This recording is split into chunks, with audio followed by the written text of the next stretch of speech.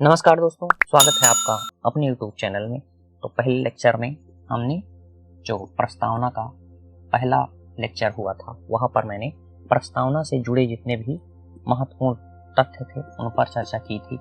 वहाँ पर हमने देखा था कि प्रस्तावना कहा जाए या उद्देशिका कहा जाए, तो एक प्रकार से मैंने प्रस्तावना की जो पृष्ठभूमि थी उसको क्लियर किया था। तो आइए अब आज के टॉपिक पर देखते हैं। आज का लक्ष्य है प्रस्तावना से जुड़े कुछ महत्वपूर्ण कथन, और दूसरा जो हमारा आज का टॉपिक होगा कि प्रस्तावना में निहित शब्दों पर चर्चा की जाएगी। तो आइए अब देखते हैं।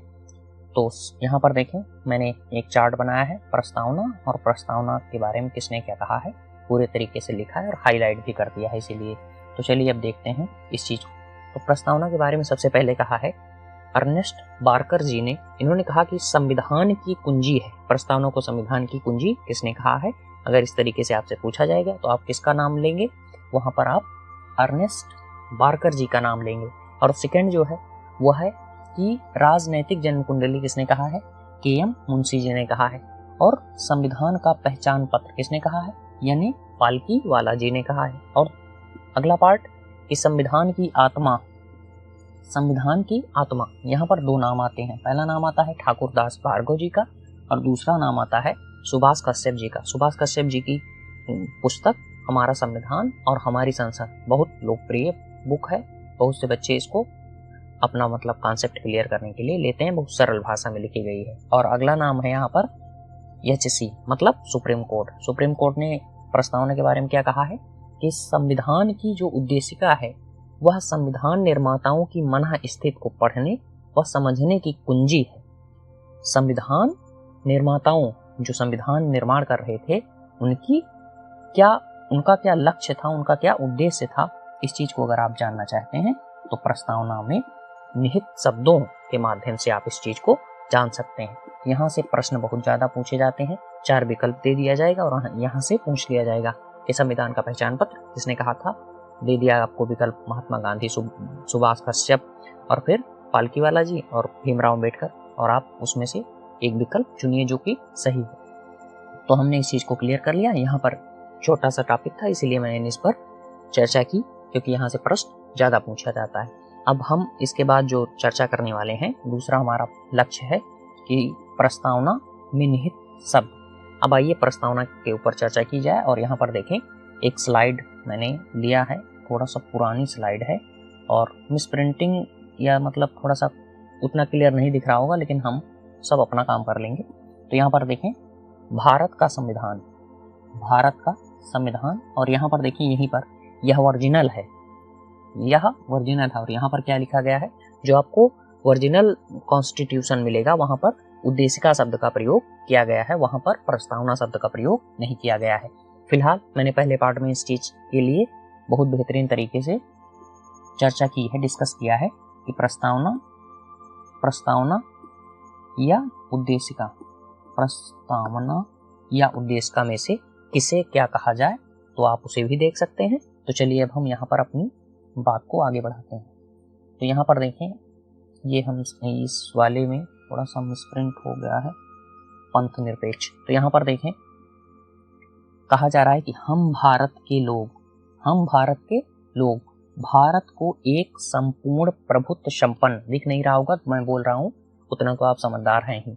हम भारत के लोग भारत को एक संपूर्ण प्रभुत्व संपन्न, समाजवादी, पंथ निरपेक्ष, लोकतंत्रात्मक गणराज्य बनाने के लिए तथा उसके समस्त नागरिकों को सामाजिक, आर्थिक और राजनीतिक न्याय, यहाँ एक टॉपिक हो गया। फिर दूसरी लाइन में विचार, अभिव्यक्ति, विश्वास, धर्म और उपासना की स्वतंत्रता, प्रतिष्ठा और अवसर की समता। यहाँ पर देखें समानता शब्द का यूज नहीं किया गया है। किस शब्द का यूज किया है? समता का।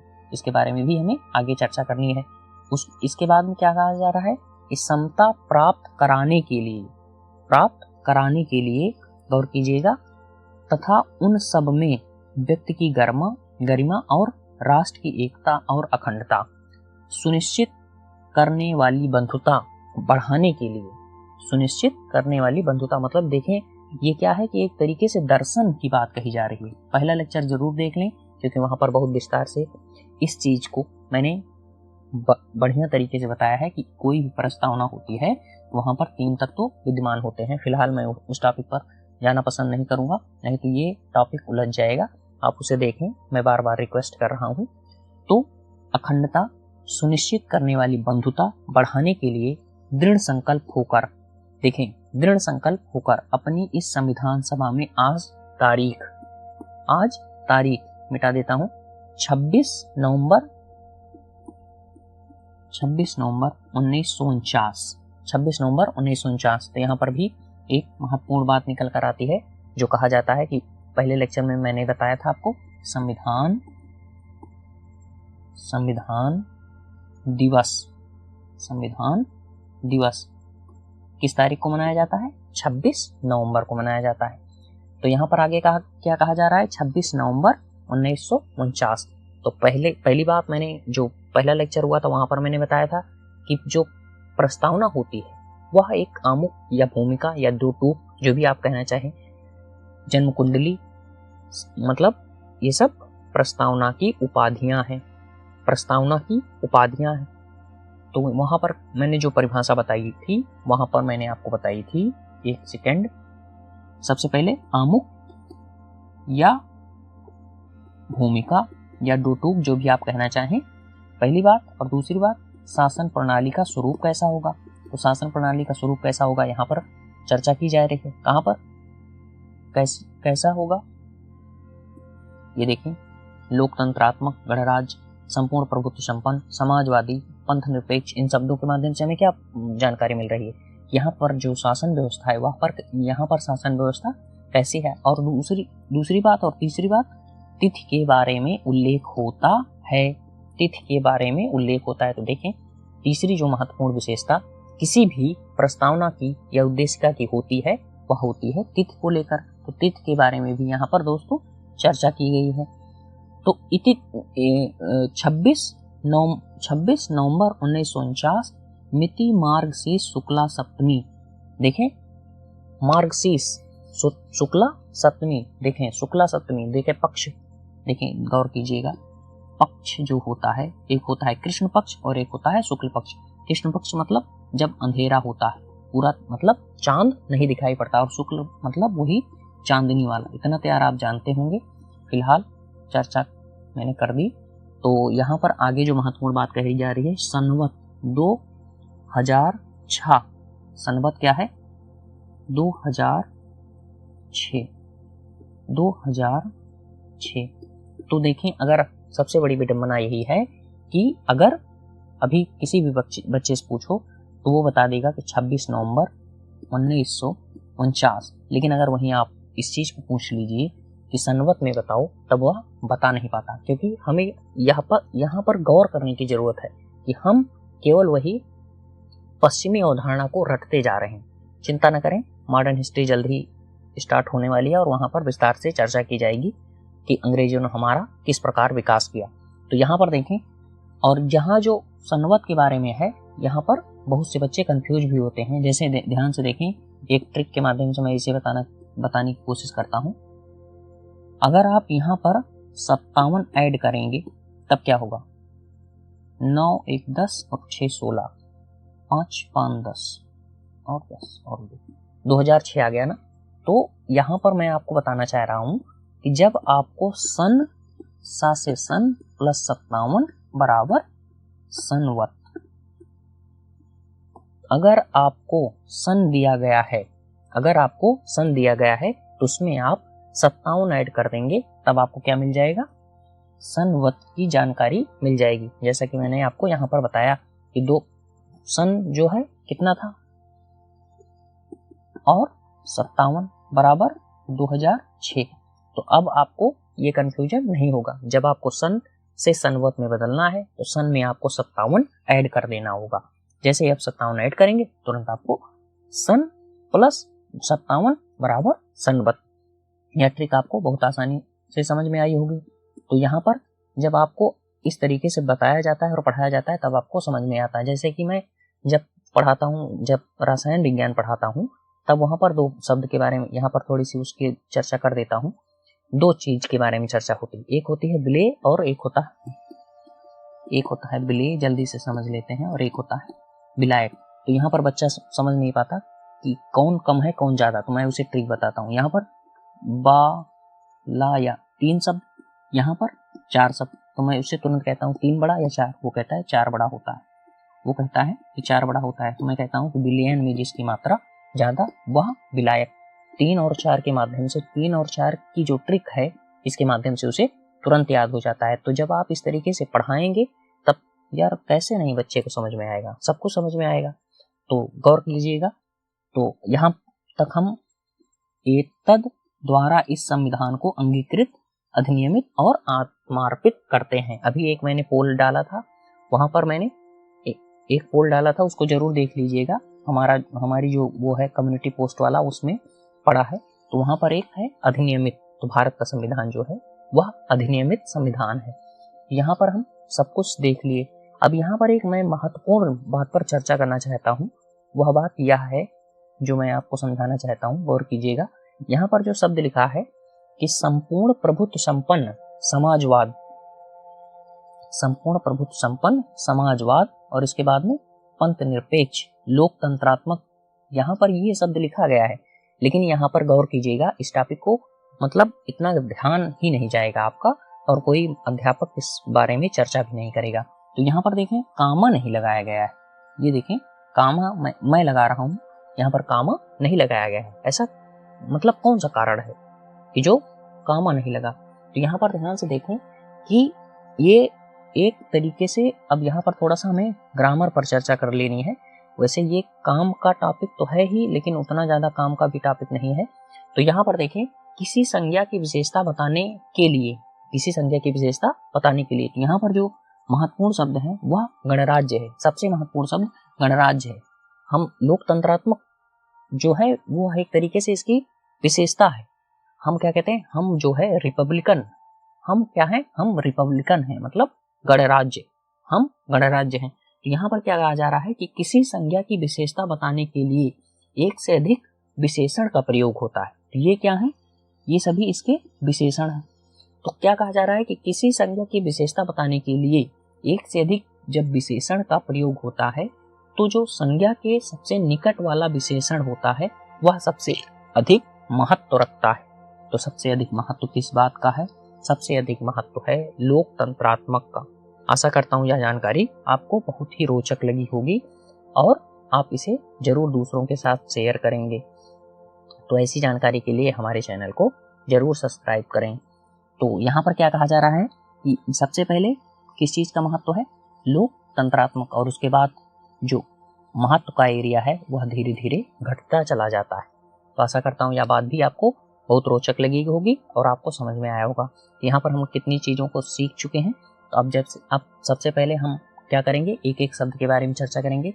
कि हम सबसे पहले चर्चा करेंगे हम भारत के लोग। अब आइए देखते हैं कि हम भारत के लोग जो शब्द कहा जा रहा है उसका क्या अर्थ है। हम भारत के लोग, हम भारत के लोग, हम भारत के लोग जो शब्द यूज किया जा रहा है उसका क्या अर्थ होता है, इसके बारे में हम थोड़ा सा थोड़ी सी जानकारी प्राप्त करते हैं। हम भारत के लोग, इसका क्या अर्थ है कि जो शक्ति है, जो शक्ति है वह किसमें निहित है? हम भारत के लोग भारतीय जनता में निहित है, भारतीय जनता में निहित है। शक्ति का केंद्र कौन है? भारतीय जनता है। और भारतीय जनता के साथ साथ एक बात और कही जा रही है कि जो भारतीय संविधान है, भारतीय संविधान, थोड़ा सा लिख देता हूं नहीं तो आप कहेंगे कुछ भी लिखते नहीं। भारतीय संविधान, यह भारतीय संविधान भारतीय जनता को, इस शब्द के माध्यम से क्या बात कही जा रही है कि भारतीय संविधान जो है वह भारतीय जनता को समर्पित किया गया है। भारतीय संविधान भारतीय जनता को समर्पित किया गया है, किया गया है। तो हम भारत के लोग का जो अर्थ है, आशा करता हूँ आपको समझ में आया होगा कि हम भारत के लोग के माध्यम से यह कहा जा रहा है कि जो ये संविधान है यह आपके लिए ही बनाया जा रहा है, हमारे लिए ही बनाया जा रहा है। ऐसा नहीं कि ये किसी विदेशी के लिए बना दिया गया। तो जो यह संविधान है यह हम भारतीयों के आदर्शों, उद्देश्यों और महत्वों को ध्यान में रखकर बनाया गया है। तो सबसे पहला शब्द जो था कि हम भारत के लोग, इस पर हमने चर्चा कर ली। अब इसके बाद में जो दूसरा महत्वपूर्ण टॉपिक है वह है हम भारत के लोग भारत को एक संपूर्ण प्रभुत्व संपन्न। तो संपूर्ण प्रभुत्व संपन्न के बारे में हमें चर्चा करनी है। इस संपूर्ण प्रभुत्व संपन्न का क्या अर्थ होता है, और उससे पहले जो हम भारत के लोग हैं इसके बारे में थोड़ी सी और चर्चा कर ली जाए। तो हम भारत के लोग मतलब हम जो है, हम यहाँ पर हम का अर्थ होता है यहाँ पर बी शब्द ही राष्ट्र को संबोधित करता है। इसके लिए भी मैंने एक लेक्चर बनाया है, वहां पर राष्ट्र, राज्य और देश के बारे में चर्चा की है, आप उसे भी देख सकते हैं। ये सब क्या है, एक बेसिक कॉन्सेप्ट है, इसे आप बिना समझे संविधान को समझ ही नहीं सकते। तो यहाँ पर देखें, सबसे पहले क्या बात कही जा रही है, लोक प्रभुता। जो हम भारत के लोग हैं, यह संकल्पना लोक प्रभुता पर आधारित है, लोक प्रभुता पर आधारित है। अगर हम लोक प्रभुता की बात करें, लोक प्रभुता, तो लोक प्रभुता का कॉन्सेप्ट किसने दिया था, रूसो। एक बहुत महान व्यक्ति था जिसका नाम था रूसो।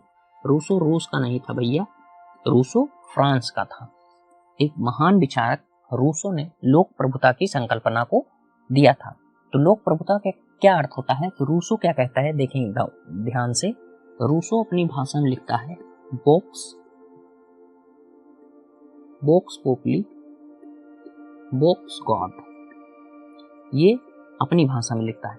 और हम इसे अपनी भाषा में किस प्रकार लिखेंगे, यहां पर हम लिखेंगे vice people vice God, vice people vice God. इसका क्या अर्थ हुआ, इसका अर्थ होता है जनता की वाणी, ईश्वर की वाणी है। तो रूसो ने लोक प्रभुता की संकल्पना को दिया था और उसने अपनी भाषा में इस प्रकार परिभाषित किया, और उसे हमने हिंदी भाषा में इस प्रकार लिया। और इसका जो अर्थ होता है हिंदी भाषा में वह यह होता है, बार बार गड़बड़ हो जा रहा है यार, जनता की वाणी ईश्वर की वाणी है, जनता की वाणी ईश्वर की वाणी। अब हमें ध्यान देना है कि लोक प्रभुता जो बात कही जा रही है उसका क्या अर्थ है, लोक प्रभुता जो बात कही जा रही है उसका क्या अर्थ है, लोक प्रभुता के बारे में हमें थोड़ी सी जानकारी 5 मिनट में ग्रहण करना है। मैं लेक्चर जानबूझ के छोटा बना रहा हूं जिससे कि आपको समझने में आसानी हो। तो लोक प्रभुता के बारे में क्या कहा जा रहा है कि हम भारत के लोग जो लोक प्रभुता है, जो संविधान की प्रस्तावना है, उसकी शुरुआत किस प्रकार हो रही है, उसकी शुरुआत इस प्रकार हो रही है। अगर हम संक्षिप्त में अब जानकारी लें तो हम भारत के लोग जैसे शब्द से होती है, हम भारत के लोग जैसे शब्द से होती है, जिसका अर्थ है अंगीकृत, अधिनियमित और आत्मार्पित करते हैं। और इसके बाद में हमने क्या कहा, सबसे लास्ट में क्या कहा, अंगीकृत, अधिनियमित और आत्मार्पित जैसे शब्द से होती है। तो स्पष्ट रूप से यहाँ पर लोक प्रभुता की घोषणा की जा रही है। हमारे संविधान की प्रस्तावना में यह जो शब्द हम भारत के लोग, और इसके बाद में लास्ट में क्या कहा गया है, अंगीकृत, अधिनियमित और आत्मार्पित, इन दोनों शब्दों के माध्यम से हम किस चीज को व्यक्त कर रहे हैं, उस चीज का नाम है लोक प्रभुता, और क्या कहा जा रहा है कि लागू करना, अधिनियमित मतलब क्या होता है, लागू करना, और अंगीकृत का अर्थ होता है स्वीकार करना। तो यहां पर आगे जो बात कही जा रही है, कुछ और बातों पर चर्चा, जैसे यार मैं इसको बताने को भूल गया, यहाँ पर अभी याद आया तो बता देता हूँ। 26 नवंबर 1949, यहाँ पर जो है कि 4 बातें इसी दौरान लागू कर दी गई थी और शेष बातें इसके बाद लागू की गई। यह तो बहुत महत्वपूर्ण तथ्य है और मुझे याद आ गया, नहीं तो मैं भूल जाता, माफ कीजिएगा भूलने के लिए। और भूलने का अधिकार मूल अधिकार है कि नहीं, कमेंट बॉक्स में बताइएगा। तो देखें यहाँ पर 4 बातें जो थी, संसद से संबंधित पहली बात, और दूसरी बात जो थी वह नागरिकता से संबंधित, और तीसरी बात थोड़ा सा और ऊपर करता हूँ, तीसरी बात चुनाव से संबंधित, और चौथी बात जो है वह क्या है, संक्रमणकालीन प्रावधान। संक्रमणकालीन प्रावधान, इन 4 बातों को कब लागू किया गया है? इन 4 बातों को लागू कर दिया गया था 26 नवंबर 1949 को ही लागू कर दिया गया था। इसके बाद में और चीज़ें इसके बाद लागू की गई थी। यहाँ पर थोड़ा सा कंफ्यूजन मुझे ये हो रहा है कि 26 नवंबर है या फिर 26 जनवरी है, तो इसके लिए थोड़ा सा खेद है, लेकिन 26 नवंबर ही होगा। अगर गलत होता है तो माफ़ कीजिएगा और मैं इसके लिए आपसे क्षमा करता हूँ, क्योंकि अभी तो मुझे थोड़ा सा ध्यान भी नहीं आ रहा है, इसलिए मैं पहले से ही माफ़ी मांग ले रहा हूँ। नहीं तो गड़बड़ हो तो आप मुझे कुछ कहें। तो यहाँ पर इस चीज़ को समझ लिया हमने। तो यहाँ पर लेकिन कुछ विचारक हैं, उन्होंने भारत की लोक प्रभुता पर सवाल उठाया है। उन्होंने भारत की लोक प्रभुता पर सवाल उठाया है कि जैसे कि कुछ विचारक, एक तरीके से क्या कहा जाए, इसको एकदम सटीक कहा जाए तो आलोचना की है। इसकी क्या की है? आलोचना की है। तो आलोचना करने वालों में अभी मतलब मैं सोचता हूँ कि 25 मिनट का लेक्चर बनाया जाए, तो 2 मिनट अभी बचा है तो चर्चा कर ही देता हूँ। केसी वही हरे, वही हरे, वही, कहीं कहीं यार अरे लिखा होता है, कहीं इस तरीके से लिखा होता है। इनके नामों में बड़ी मतलब विडंबना होती है। इसका इंग्लिश इस टाइप का होता है। अब इसको जो मत इच्छा हो आप पढ़ लीजिए, मैं इस पर कुछ कहने वाला नहीं हूँ। केसी वैयर के अनुसार क्या कहा गया है कि भारत के संविधान में लोक प्रभुता एक भ्रम है। लिखूं कि ना लिखूं, इतना तो यार समझ जाते हो, क्या करने के लिए टाइम बर्बाद करूं। भारत के संविधान में, भारत के संविधान में लोक प्रभुता एक भ्रम है।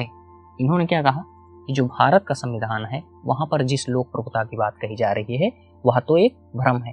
तो इसके बारे में कल चर्चा करूंगा। और एक विचारक हैं, उन्होंने सेकंड जो आलोचक हैं वह भी भारत की लोक प्रभुता के बारे में कटाक्ष करते हैं, प्रश्न उठाते हैं। तो उनका क्या नाम है? उनका नाम है चर्चिल।